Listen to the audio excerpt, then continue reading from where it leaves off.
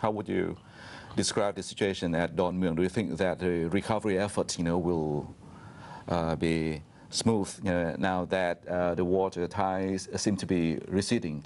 Yeah, it is. It is working out, but what I'm more concerned is that the fact that the people living around there has to be serviced first, because it's to do with people. So what we're hoping for is to get the water down from all the sort of populated areas out first, and then we'll worry about the airport later. Because once everything's down, then the airport can easily be rescued anytime, anyways, because there's nobody living there. How about your cooperation, with the airport authorities? How we're working very well with the airport authorities, and thanks to Thai Airways as well, our mother company, in terms of helping out in this situation. It has been very difficult without them assisting in terms of counters and things like that. I don't think we would have been able to accommodate 24-hour change at all. Yeah. What is the most difficult part, in your handling, of this crisis situation? The crisis is handling the passengers, the operations and the passengers, especially on the ground. We're moving to the very new environment. Do you face a lot of cancellations, during that time? Yeah, we faced a lot of refunding and everything else, but we were open to refunding anyways. It's not just because we moved. It's because of the fact that these guys' houses, the passengers' houses were underwater as well.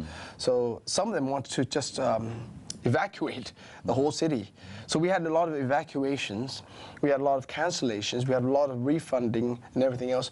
We spent a lot of money in terms of making sure that to accommodate as much and as best as we can. Even our call center was out of 800 people, there was only about 200 or 300 people left, because half the staff underwater too. So it was very difficult. The call center was packed all the time. The website crashed all the time, and everybody's sort of feeling that maybe they want a refund, and are they going to get their refunds and stuff like that, which we accommodate as we go along. How about the foreign travelers? How do you handle them? The foreign travelers, I think they enjoy the situation more than having a problem, because of the fact that they're here only for short term. But many of the incoming, I guess, saw the news of Don Mueang Airport underwater and thought it was the main primary airport that was underwater. So many cancellations actually occurred as well. How about your operations, during the pre-flood situation? Oh, the pre-flood situation was doing very well. We're still profitable now. I mean, we're talking. So you're facing only a temporary setback? Yes, it is a temporary setback. I think we can recover very quickly once all this is settled down. But during this time, it's peak season for you. It is peak season, but we haven't had any low season yet this year at all. So this is a low season with a flood, so it's a bit of a problem. And you expect that how about the situation in the first quarter of next year? It should be good. Everything should be back to normal. The water's gone. We're back to Don Mueang Airport. Everything will be business as usual. I think it'll be Do you need that? Thailand need to do something? I mean, to communicate, with the international community about the situation here. I think it's. What kind of message is it? Well, the message is that this is a natural phenomenon. It's happened in Brisbane. It's happened in the States and Italy as well, in Venice.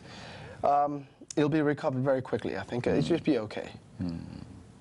Would you like to blame somebody, for the... I tell you, there's... mismanagement or... I don't think it's a time for us to blame each other at all in terms of who did the wrong thing, the right thing. Nobody really knows about the natural nature, what comes by. The things that matters most is that how we plan for the future together. I would have planned the short term, the medium, the long term. The short-term part is to make sure that the people get back to work and get their houses in order, because that's where the basic of livelihood is. What's the morality of your staff? Morale is very good. The morale is very good, because we'll make sure that the basic is going to be covered for them as much as we can. We can handle, and I think that's very important for them. Once the basic is done in terms of homes, there will not be any layoff of staff. No. Oh God, no. We probably need more staff now, because we've got more planes coming in. So we never had the reason to let anyone go. I see. So what's your medium-term plan? Well, the medium-term plan is, for me, is how do we not let this thing happen again? That's for me personally, but I think it's a mandate for everyone here in Thailand to think about how we won't repeat the same situation. However, the flood will be here again at some point, but how we prevent this kind of a massive flood that is causing the whole of, basically the whole of Thailand to actually on its knees, right?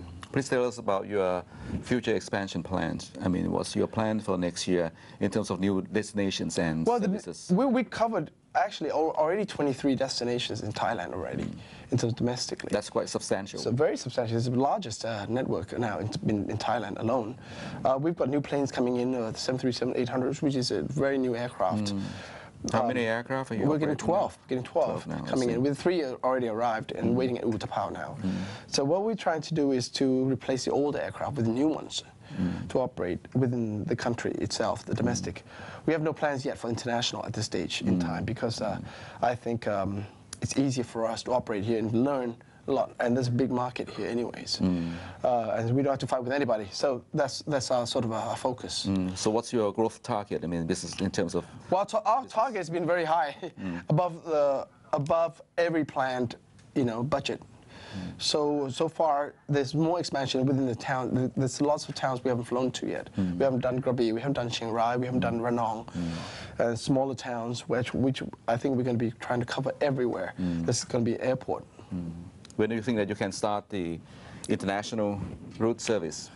I know that's going to be discussed in the future medium terms again with the Thai Airways, if there's going to be a possibility of us doing that, or is it for us better focusing on domestic at the moment?